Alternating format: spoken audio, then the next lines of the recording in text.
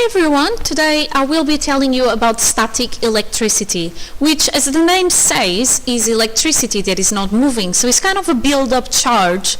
So the charges are there, but they are not moving. So this means that it has to do with insulators rather than with conductors, because insulators do not let electricity flow through them and conductors do. So static electricity that is not moving is static, and it has to do with insulators. Okay, so first of all, you need to know a couple of things about negative charges, atoms, protons, neutrons. So I have this exercise here if you want to try before. Otherwise, just, so if you want to try, pause the video. Otherwise, here are the answers. You need to know certain things to be able to do static electricity.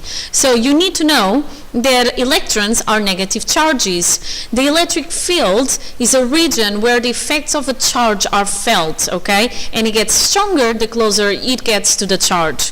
So if I have an electron, for example, it has an electric field around it, and the effects of the electrons are going to be felt. The closer you get to the electron, the more you will feel the effects. You can either get attracted or repelled by it, stuff like that, okay?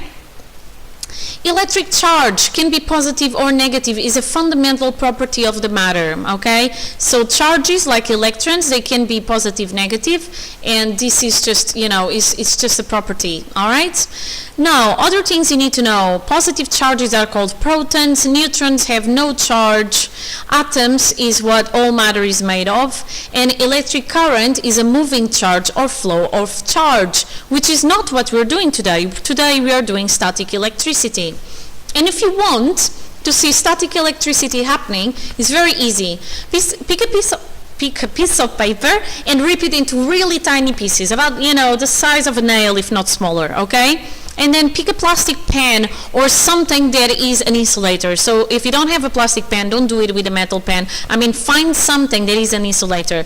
It works as well if you use a comb or what else? A balloon as well, okay? So rub the insulated material across your hair or your jumper and place that insulating material, over the small pieces of paper.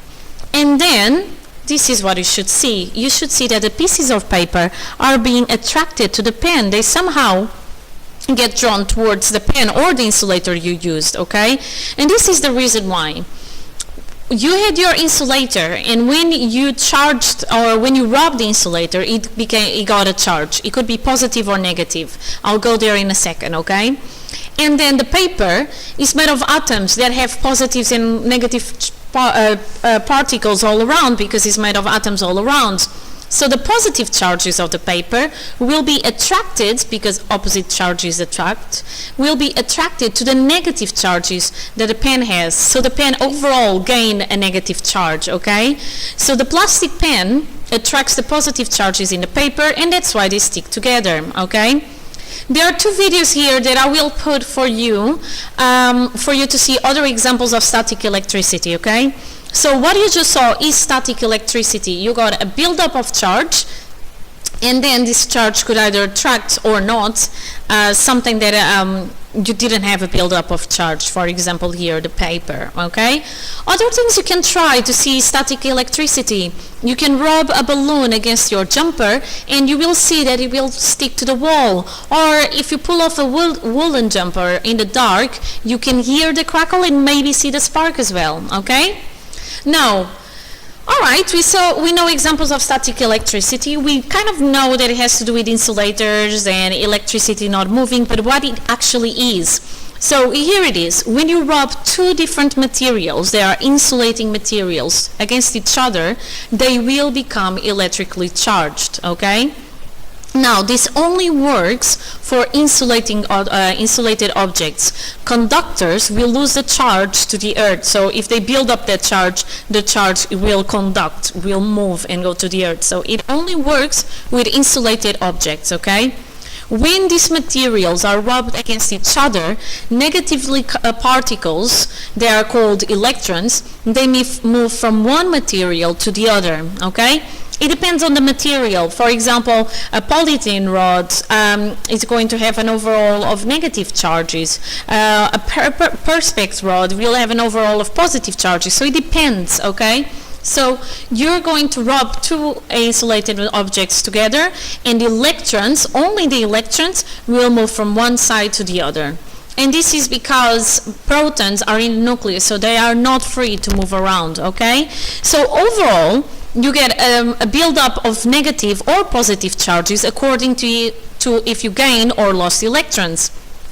If for any reason my material A lost 2 electrons, which would be almost impossible, but let's imagine that static electricity would be because of 2 electrons being lost, then my material A will be positively charged because it has 2 less electrons than protons.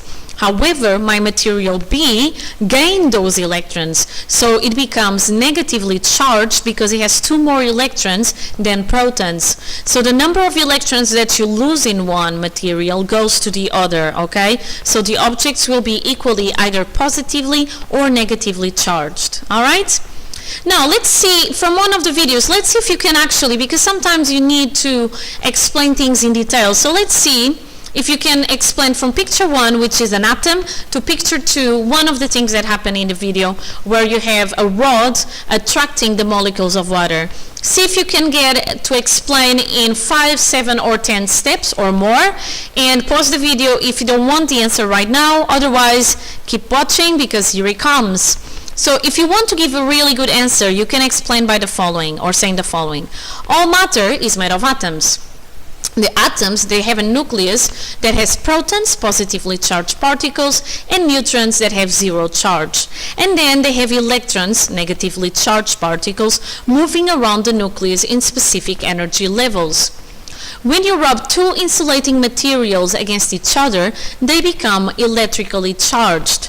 The charged particles stay in the insulator, they do not flow, and this is known as static electricity.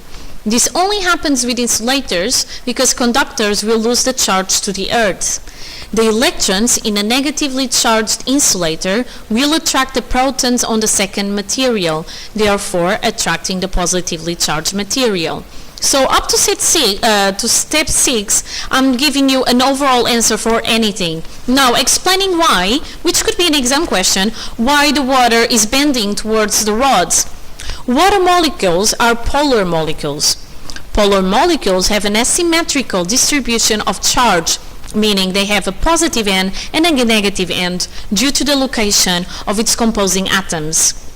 When the negatively charged material is put near the water molecules will flip because the positive end of the molecule is attracted to the electrons in the pipe. And this causes the stream of water to bend towards the pipe. So here we go, an example of a really detailed answer that you can get, or as a question that you can get in your exams, okay? Explaining everything about static electricity. Now, there are other type of things that you can be asked. You can have this question that was 3 marks. You have 2 plastic rods, A is positive and B is negative. You are given a 3rd plastic rod. Explain how you could test if it has a positive or negative charge when it is rubbed. So what you can do is, you can repel it, and then there are 2 types of electric charges, positive and negative charges. If the 2 rods have the same type of charge, they will repel each other. If the rods have different type of charges, they will attract each other. This would give you 2 marks already. 3rd mark is by explaining how you would figure out then what the last rod is made of. If it gets attracted to A, as you put the last rod towards A after being rubbed, and therefore repelled to B, is going to be negative. And this is because A is the positive one. So if it is attracted, then it needs to be unlike charges. If it is attracted to B and therefore repelled by A, then the charge is positive. And it's as simple as that, okay?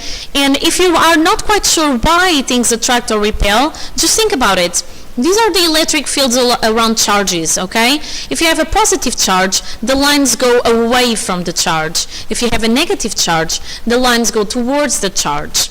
So if you have opposing charges together, the lines are going to leave the positive end and they're going to go towards the negative charge. So it goes from positive to negative, just as in this picture. So they attract. However, if you have two charges that have the same type of electric field, for example, in this one where they move away from the charge, they will never attract. They will instead repel, because the charges or the lines are going in other ways, in opposite ways to each other, okay? So they don't attract each other. And that is it, really. That's all that you need to know about static electricity and a little bit of electric fields. I hope it made sense. Up to my next video. Be happy and healthy. Bye!